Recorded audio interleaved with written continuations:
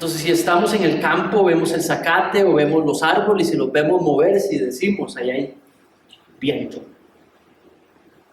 Igualmente es la gracia del Señor. Su gracia es algo que no podemos visualizar como yo puedo visualizar a Rebeca o puedo visualizarlos a ustedes. Pero es algo que aprendemos sobre en la palabra de Dios, que esto se ve primariamente porque genera un efecto en las personas que la reciben. ¿Tiene sentido? Porque hace algo en las personas que la reciben. Y por eso la serie le he llamado Gracia Viva, para contrarrestarla contra lo que es una gracia dormida, muerta o inerte o que no hace mayor cosa. La gracia de Dios es activa y es viva. Y lo que quiero concentrarlos es a que puedan ver en esos dos versículos qué dice sobre su gracia. Ahora, en términos generales, la gracia de Dios es ese favor inexplicable por nosotros, que Dios nos provee cosas, que Dios nos habilita a cosas, sin merecerlo ni una sola de ellas. ¿Tiene sentido? Todo el marco de las cosas de la provisión de Dios que nos otorga a los creyentes inexplicablemente y sin merecer. Ahora, la gracia de Dios en realidad sale de la intención de Él de redimir la humanidad. Él dice que antes de que todo fuera creado, Él ya había predestinado conformar a algunos a la imagen de su Hijo. Entonces, la expresión de esa gracia empieza y nada está formado, ni siquiera las personas. Él sabía cómo eran las personas y Él quiere salvar a las personas. Entonces la gracia empieza de la gracia redentora de Dios. Donde Él despliega esa gracia, hay gracia simple y gracia salvadora.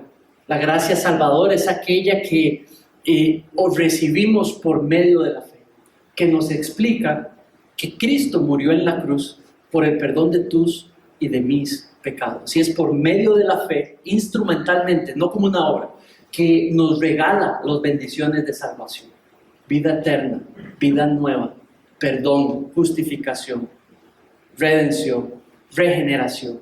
Nos hace hombres y mujeres, no mejores, nuevos para la gloria de Dios. Y eso es lo que hemos creído cuando hablamos del Evangelio. De ahí Él otorga también gracia simple o general al resto de la humanidad. Y entonces, porque Él redimió a aquellos, todos que Él creó, también les entrega una gracia general. Y vemos hombres y mujeres que no creen en el Señor o que han rechazado al Señor y reciben también inexplicablemente, sin merecerlo, muchas cosas para bendición. Entonces ahí está más o menos la diferencia entre gracia especial, de la cual también se despliega gracia general a todas las personas que Él ha creado. Entonces déjamelo repetírtelo. La gracia de Dios es ese inexplicable, ese favor inexplicable de Dios por el cual recibimos cosas que no merecemos. Ahora, en este ratito lo que quiero es que tanto ustedes como yo generemos seguridad sobre lo que es vivir en la gracia de Dios. Lo que quiero es que veas los versículos allí y puedas ver que puedas no solamente encontrar seguridad en ello, porque está seguro. Lo que allí está en los versículos es promesa de Dios. Y Dios es el que lo hace posible, el que lo hace seguro. Entonces, basado en eso, déjame explicarte un poco lo que está pasando. En capítulo 2, cuando entremos allí, te vas a dar cuenta que había un gran problema.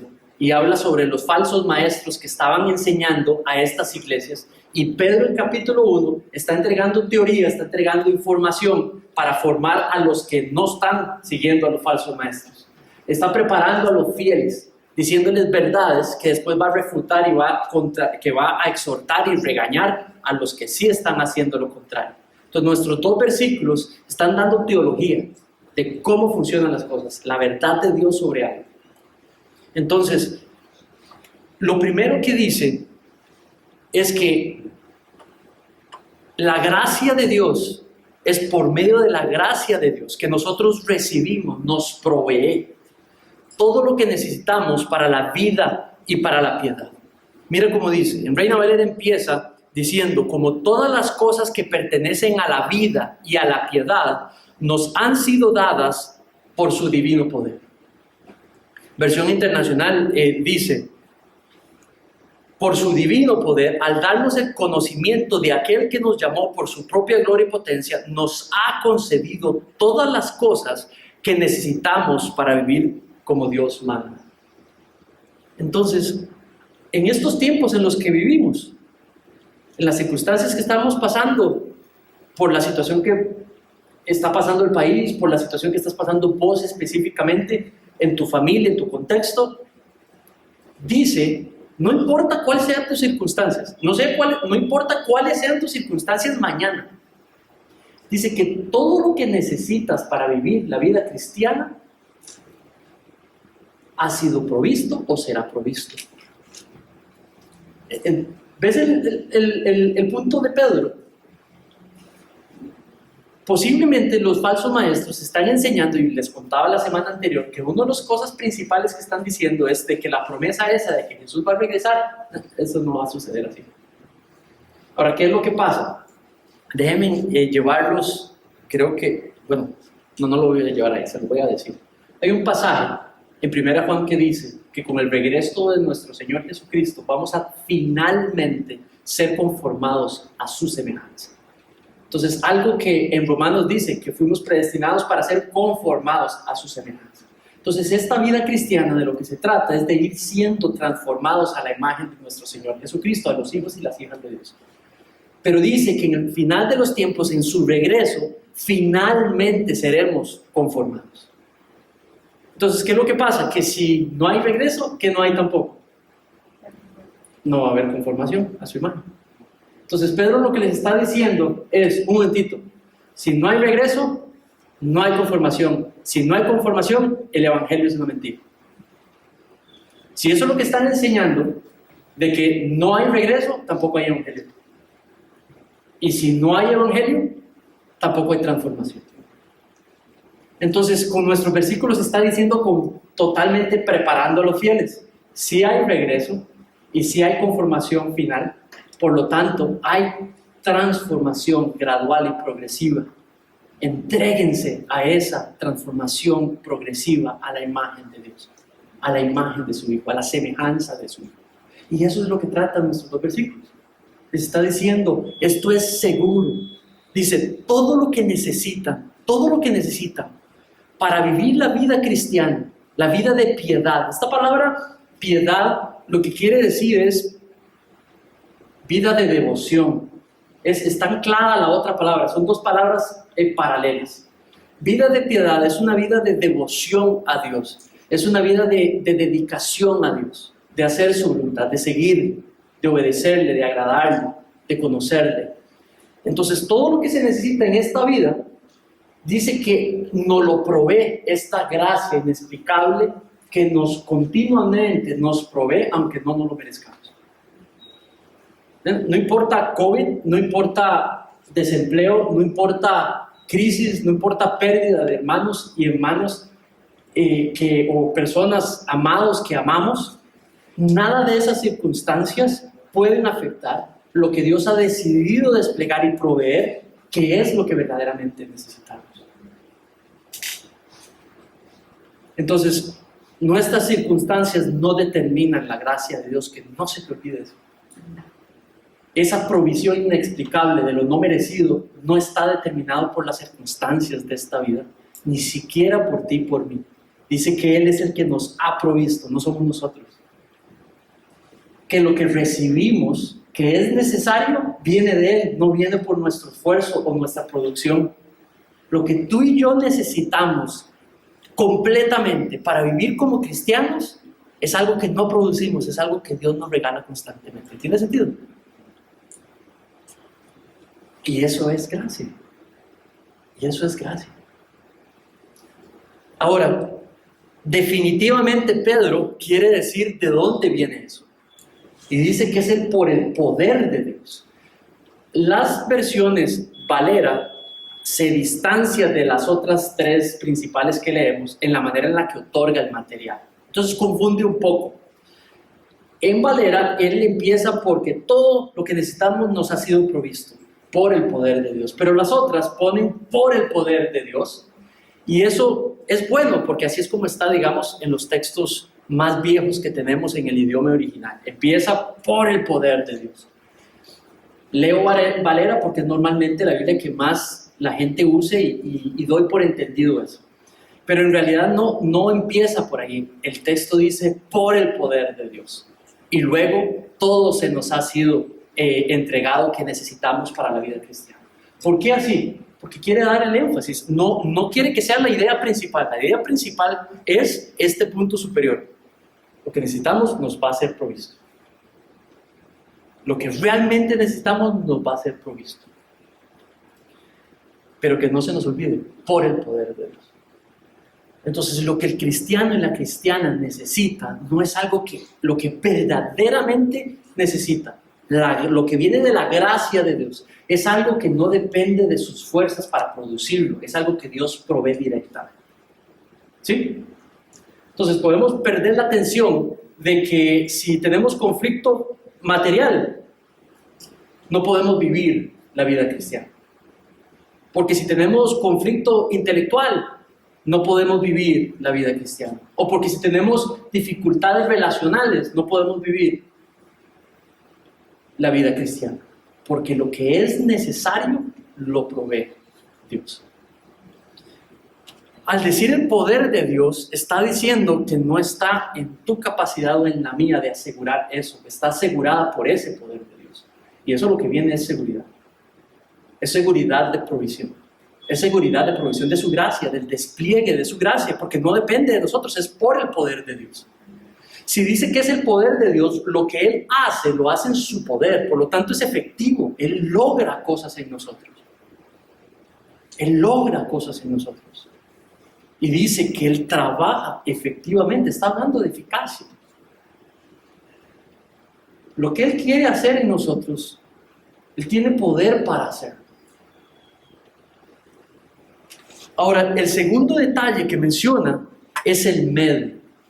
Y nos entrega un medio. Y esas palabritas, déjenme aclararle tal vez algo. Mi rol no solamente es exhortarles, animarles, sino también aprovecho en este medio principal que tengo para discipularles y discipularlos como discípulos de Cristo, a también enseñarles cómo estudiar la Biblia. Esas palabras que están en azul son gramática de Pedro. Pedro escoge esas palabras están en el original.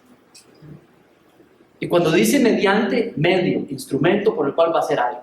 Y cuando dice porque, razón. La gramática en la Biblia está seleccionada. Esto no son cartas que se escribieron.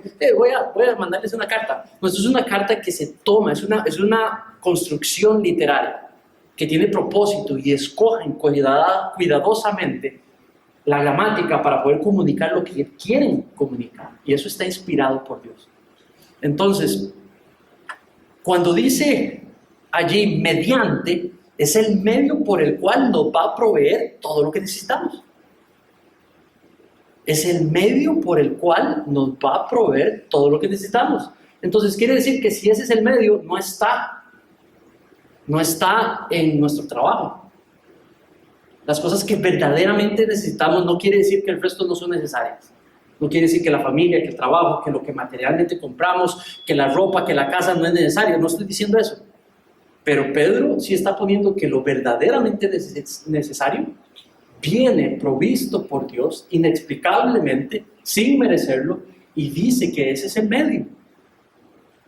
Y dice que el medio es el conocimiento de la excelencia, de la gloria de nuestro Señor Jesucristo. En Valera dice, el conocimiento de aquel que nos llamó por su gloria y excelencia. Dice que todo lo que necesitamos viene por estudiar, conocer, aprender, apreciar el carácter de nuestro Señor Jesucristo. Y menciona dos palabras para describir ese carácter: excelencia y gloria. Cuando habla de excelencia, es una palabra que se ocupa mucho para decir virtudes. Entonces, cuando habla de excelencia, es la excelencia de virtudes en Él. ¿Tiene sentido? Y cuando habla de gloria, está hablando de su divinidad. Entonces, cuando habla de virtudes, está hablando del carácter. Cuando tomas un evangelio y le mides el carácter a Jesús, y le mides las respuestas, y le mides las acciones, y le mides los mandatos, y le mides la manera en la que actuaba. La palabra de Dios describe en Juan 1:1 que el Verbo se hizo carne y habitó entre nosotros. Dios, que nadie había podido ver cara a cara a Dios, Dios se hizo presente en forma humana y fue conocido por los hombres y por las mujeres de su tiempo, que estuvieron con Él. Lo que hacen los apóstoles y otras personas inspiradas por Dios es escribirnos en palabras lo que ellos vieron de Jesús, lo que lo vieron decir, lo que lo escucharon decir, tanto en compendio como en forma. Entonces, esta es nuestra manera de conocer a Dios, volviendo a ver a Cristo en persona, en su carácter y gloria. Porfa, todos vayan a 1 Pedro, este es el capítulo anterior, el libro anterior, 1 Pedro, y veamos 1 Pedro 2:9. 1 Pedro, capítulo 2, versículo 9. Y dice así. 1 Pedro.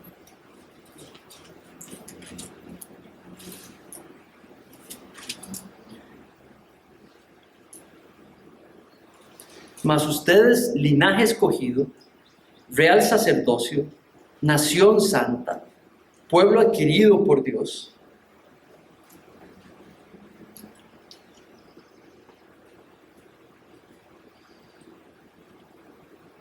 para que anuncien las virtudes de aquel que llamó de las tinieblas a su luz admirable. Pon atención allí, en la misión de todo creyente y toda hombre y mujer creyente, anunciar las virtudes de aquel que nos llevó de la oscuridad a la luz. Entonces, pon atención a la palabra virtudes, anunciar las virtudes, ¿verdad? Porque eso es lo que quiere decir con excelencia, las virtudes de Cristo, la excelencia de sus virtudes. Ahora, dice que nos llevó de las tinieblas a la luz admirable.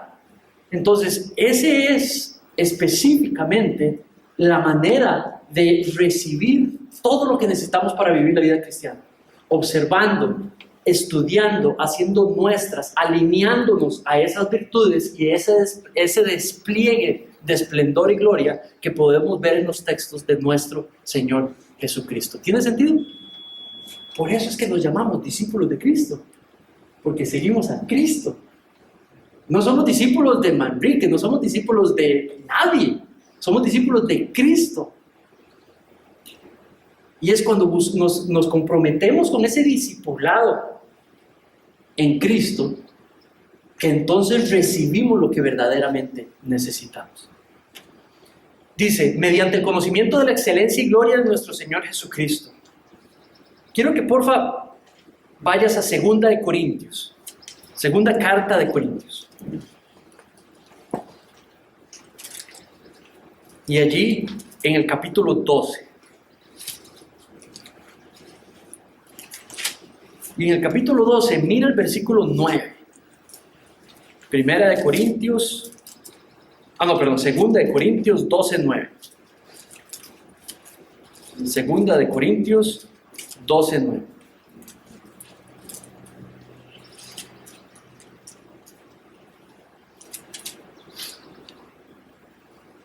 Dice, y me ha dicho, bástate mi gracia, porque mi poder se perfecciona en la debilidad. Por tanto, de buena gana me gloriaré más bien en mis debilidades, para que repose sobre mí el poder de Cristo. Miren ese versículo, palabras parecidas. Gracia, poder de Cristo.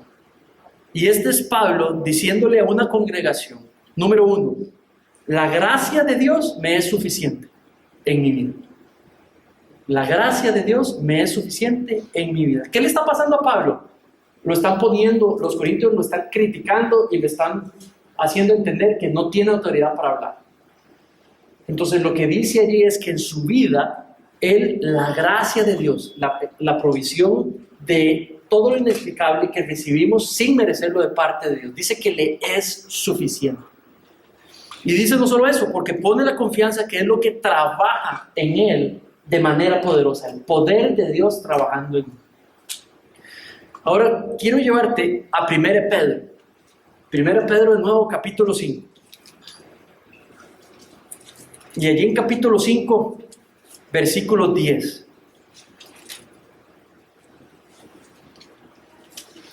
Y dice así: mas el Dios de toda gracia, que nos llamó a su gloria eterna en Jesucristo, después de que hayan padecido por un poco tiempo, Él mismo los perfeccione, los afirme, los fortalezca y los establezca.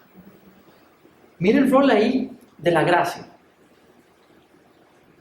Mire el rol ahí del poder de Dios trabajando en la gracia de Dios en nuestras vidas. Dice, te lo leo de nuevo, 1 Pedro 5:10. Mas el Dios de toda gracia, ¿qué quiere decir eso? El que la tiene en control y el que la despliega, el que es dueño de la gracia, el que es la fuente de la gracia. Dice que Él nos ha llamado a la gloria eterna en nuestro Señor Jesucristo. Y aunque padezcamos pruebas, dice que nos va a ir perfeccionando, nos va a ir afirmando, nos va a ir fortaleciendo y nos va a ir estableciendo. Ni tan malas las pruebas. El sufrimiento tiene propósito. Las circunstancias difíciles tienen propósito. La gracia de Dios las toma y nos perfecciona por medio de ellas. Eso es lo que está diciendo el versículo. La gracia de Dios proveyéndonos todo lo que necesitamos. La gracia de Dios perfeccionándonos y transformándonos. Ahora, el siguiente versículo agrega algo y expande lo que el primer versículo estaba diciendo. Que mientras conocemos esa excelencia, esas virtudes, mientras conocemos la gloria de Dios desplegada en los textos, la gloria de nuestro Señor Jesucristo desplegada y mostrada en los textos, dice, descubrimos sus promesas. Versículo 4.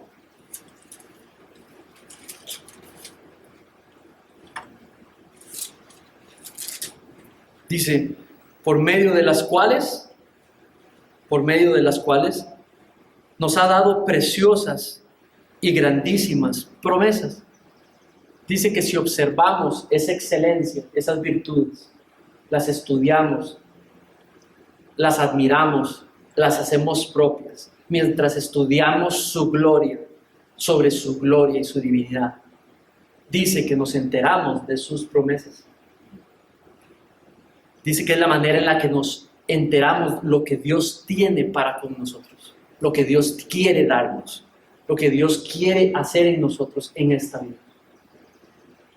Es interesante porque yo, por ejemplo, cuando empecé jovencillo, yo entendí o me dieron a entender que uno empieza a caminar la vida yendo a conseguir las cosas que uno cree necesitar. Que uno es el que establece realmente lo que uno necesita, lo que uno quiere, lo que uno debe de determinar.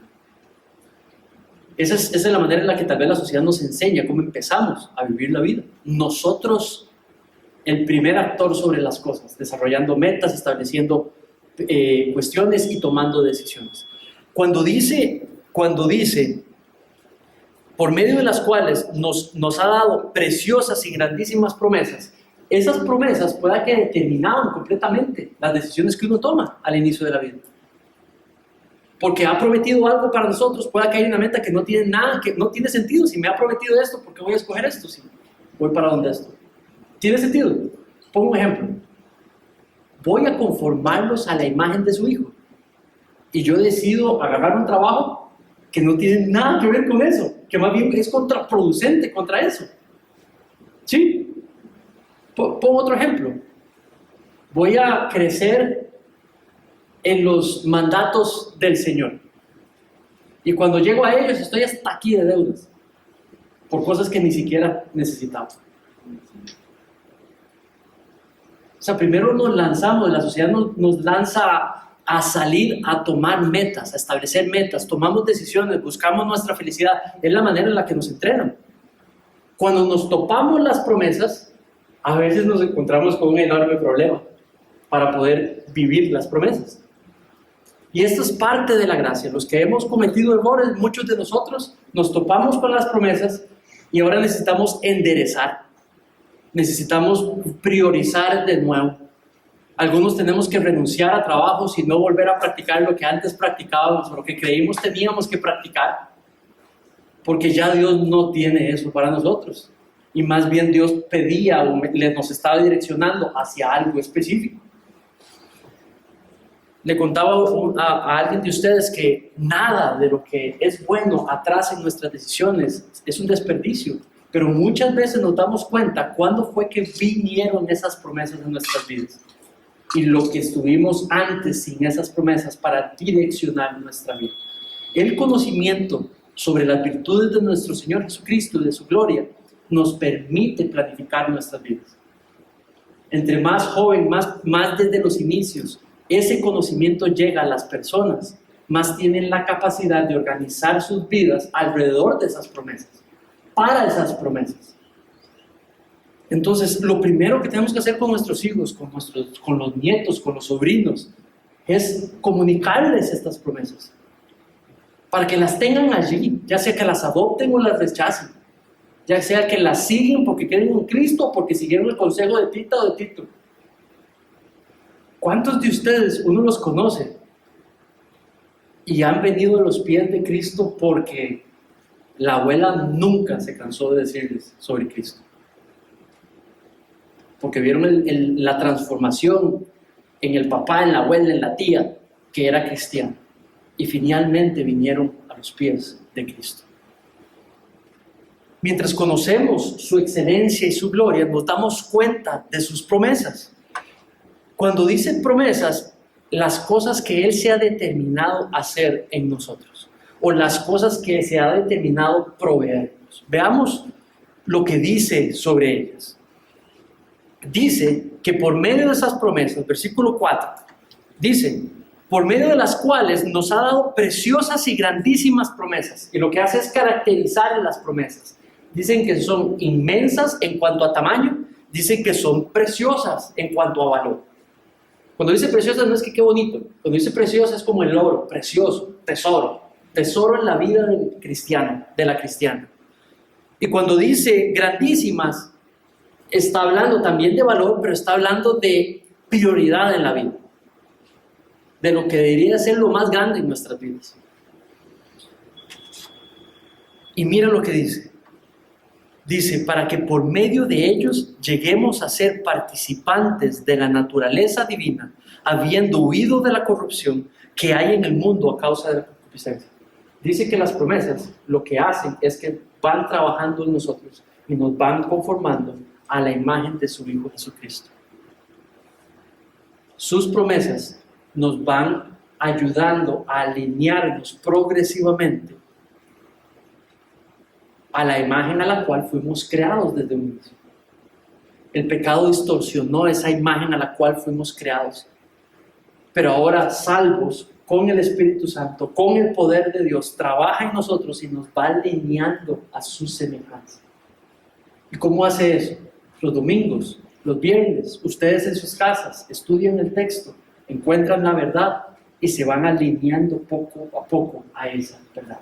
Y conforme ustedes se van alineando, yo me voy alineando a las verdades de la palabra de Dios, vamos luciendo más como Él. Eso es discipulado, eso es una vida de discipulado. Si eso no sucede, vas a ser transformada a la imagen de algo más, pero no a la de Cristo.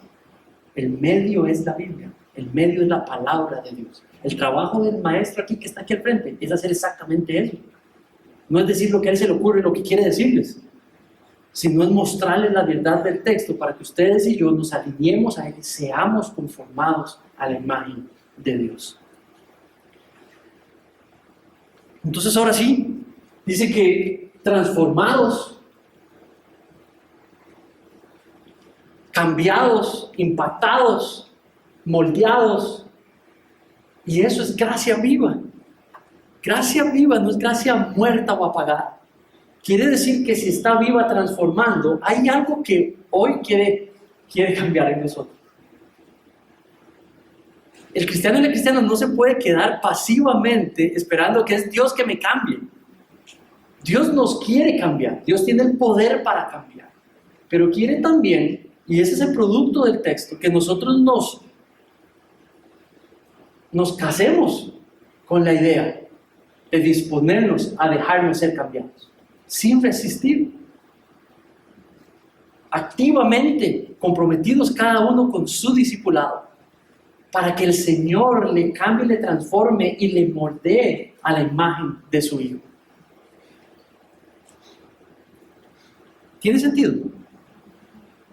Sí, no, sí tiene sentido. La gracia de Dios, lo que busca es moldearnos a la imagen de su Hijo y reflejar su carácter por medio de nosotros, de cada uno de nosotros, para la gloria de Dios.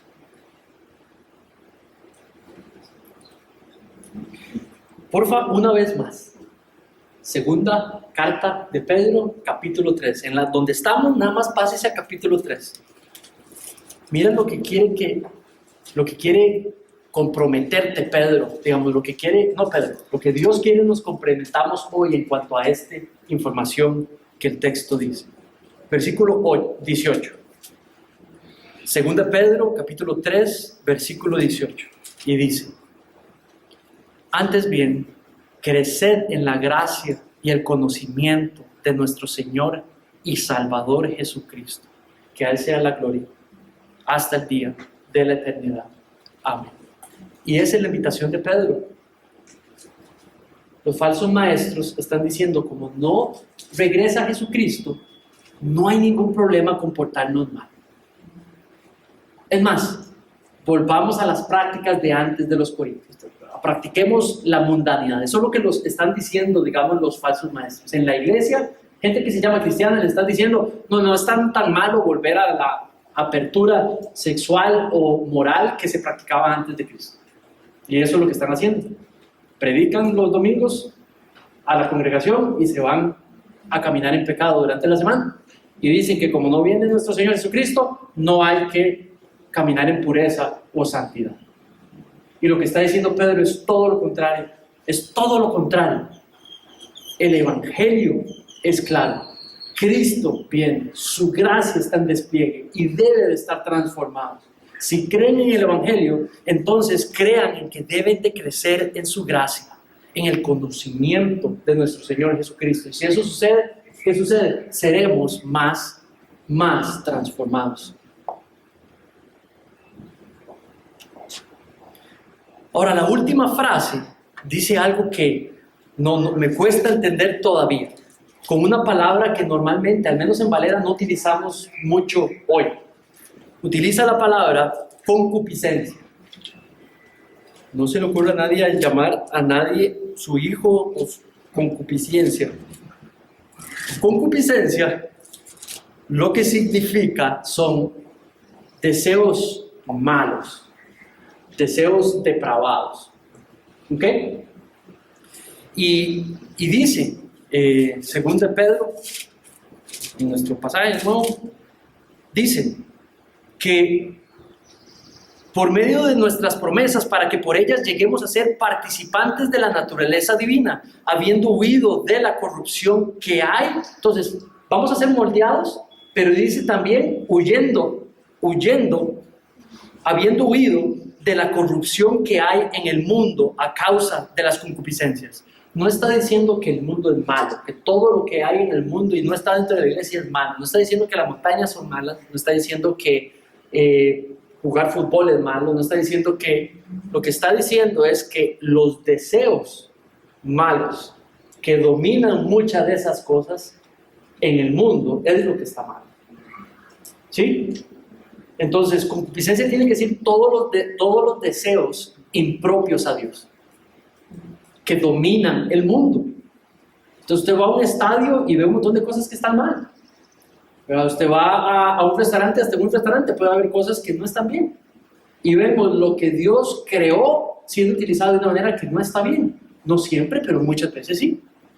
Entonces lo que está diciendo es que conociéndolo más, dejándose transformar más. Conociéndolo más, dejándose transformar más. ¿Qué es lo que hay que dejarse transformar? Los deseos. Los deseos. ¿Qué es lo que hace que alguien se perdón la palabra, porque no sé si entiende.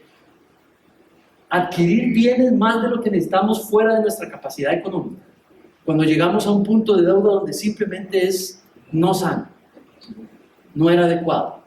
Deseos. ¿Qué pasa cuando hay relaciones impropias? Digamos, relaciones que simplemente no agradaban a Dios. Deseos. ¿Qué pasa cuando adquirimos un bien que no podemos, que no era sabio adquirir? Deseos. ¿Qué pasa cuando tomamos decisiones que simplemente van de acuerdo a deseos que no son deseos? Entonces, lo que va a ir transformando Dios es nuestros deseos. ¿Saben? En estos años de ser cristiano, lo más duro ha sido reconocer mis decisiones por deseo no sabio, por deseo no agradable a Dios. Y vuelvo a ver mis tiempos antes de Cristo, las personas que herí, las personas que yo amaba que herí, las decisiones que tomé que me hicieron perder muchísimo, material o no material, los lugares que fui, donde abrí mi corazón, las cosas que vi, las cosas que escuché, que porque las dejé, estaban dominadas por deseo no agradable a Dios, simplemente me trajeron dolor y le trajeron dolor a muchísima gente. Mi manejo de mis finanzas, terrible, terrible. Y todo lo que perdí, todo lo que desperdicié, porque simplemente eran deseos que no estaban siendo transformados para la gloria de Dios. Bueno, vino Cristo y aún así empezó a cambiar cosas y aún así no todo se cambió.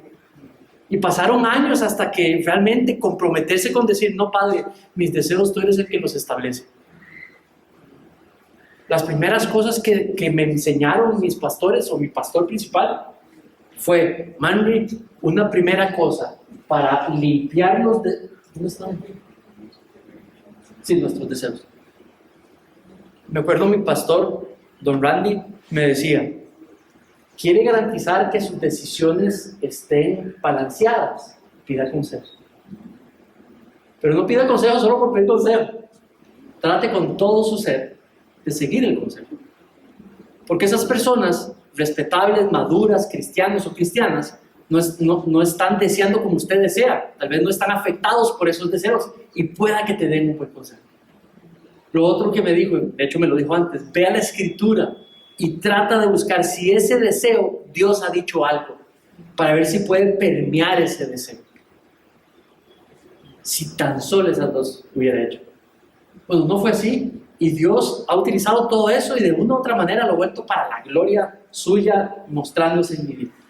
Y eso quiero animarte con eso. Tus malas decisiones, mis malas decisiones en Cristo dice que las torna para nuestro bien.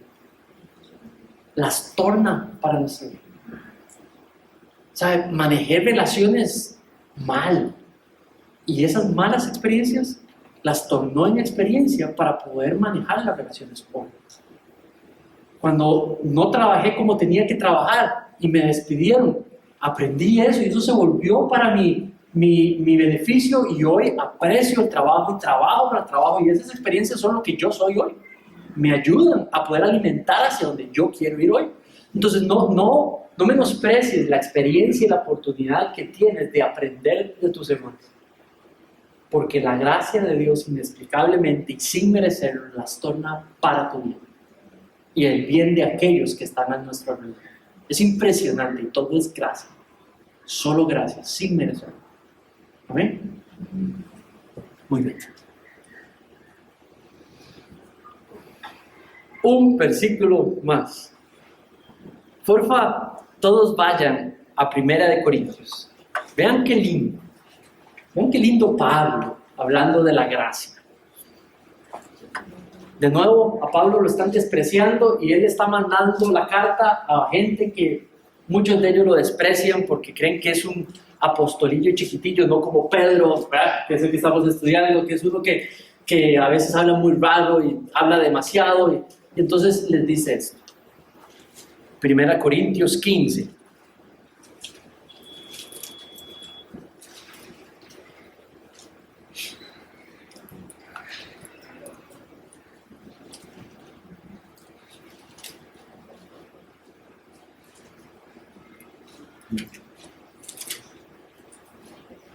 Versículos 9 y 10.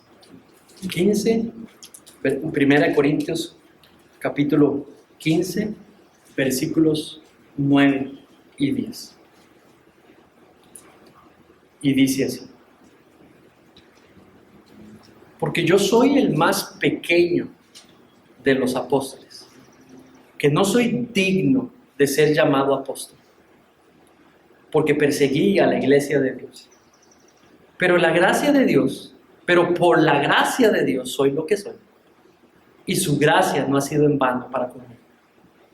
Antes he trabajado más que todos ellos, pero no yo, sino la gracia de Dios conmigo. Hay una versión que dice, pero la gracia en mí. La gracia de Dios trabajando en mí. Mira, él ahí dice, yo me he jalado tortas. Hice cosas que desagradaron a Dios. Pero la gracia de Dios es tan inmensa que ahora puedo trabajar para su gloria. Y lo que he hecho mal en el pasado se ha vuelto para su gloria. Y lo que cuenta es lo que hago hoy. Y lo que cuento es cómo aprecio esa gracia y cómo la dejo que se despliegue y no me resisto a ella, me dejo transformar. Pero él dice, lo que me impresiona es esa palabra que dice, por la gracia de Dios soy lo que soy. Tú eres una mujer, un hombre que Dios conformó desde muy chiquita. Ahí en el vientre fue conformado. Y dice que nos ha conformado a su imagen. Esa idea de intimidad, de completo, de estar metido en ese proceso de conformarnos, Él no ha dejado de hacerlo hoy. Sigue metido, involucrado en tu vida y en la vida. Pero lo que quiere es que te dispongas y nos dispongamos a que nos vaya transformando, que haga sus propósitos en nosotros, que nos transformen, que reflejemos la gloria, las virtudes de nuestro Señor Jesucristo cada vez más, cada vez mejor. Oremos.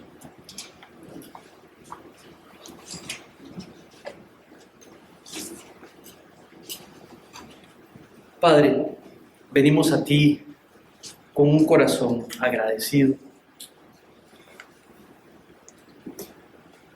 En esta mañana pudimos decirte perdón. En esta mañana pudimos decirte gracias. En esta mañana queremos también pedirte, Señor, ven a nosotros y sigue trabajando en nuestras vidas. Haznos esa madre, ese padre, esa hija o hijo, ese hermano o hermana, ese profesional. Haznos ese trabajador o trabajadora, ese ciudadano o ciudadana costarricense que tú quieres que seamos. Haz ese amigo, amiga, hermano o hermana que quieres que seamos. Moldéanos, Señor, muéstranos cómo. Muéstranos dónde nos estamos desistiendo, o dónde tú quieres transformar, cambiar.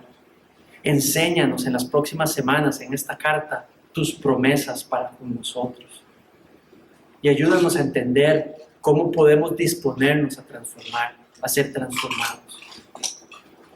Padre, solo por la gracia tuya, ese despliegue inexplicable de cosas que de tu favor no merecido sobre nuestras vidas, que nos mantiene provistos y protegidos. Señor, haz tu obra en nosotros. Lo que hoy somos es gracias a ti. Lo que hoy tenemos es gracias a ti. Ayúdanos a que no se nos olvide y que no podamos caer más bien en el jactarnos o enorgullecernos, Señor, de pensar que hay algo de lo que somos o tenemos que hemos sido verdaderamente personajes principales en producir. Forma en ellos y en mí, Señor, una robusta confianza en que lo que hemos de necesitar este 2021, lo verdaderamente necesario, yace seguro, Señor. Yace seguro por el poder tuyo, trabajando, presente, cuidándonos, amándonos nuestras vidas. Acrecenta nuestra fe en esta mañana y que esta fe se despliegue en nuestra semana, donde quiera que vayamos y con quiera que hablamos, en las decisiones que tomemos, Señor, para tu gloria. En el nombre de tu Hijo Jesús pido esto. Amén.